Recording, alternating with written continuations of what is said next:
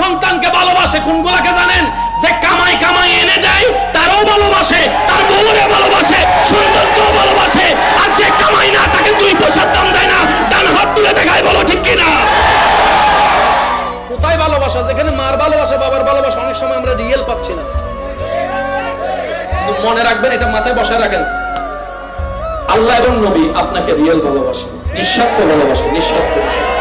কেমন ভালোবাসে বলি, আপনি ফজরের নামাজ না পড়লেও যিনি আপনার ফজরের নাস্তা রিজিকের ব্যবস্থা করে দেয় তিনি রব্বুল আলামিন, রব্বুল আলামিন, রব্বুল আলামিন।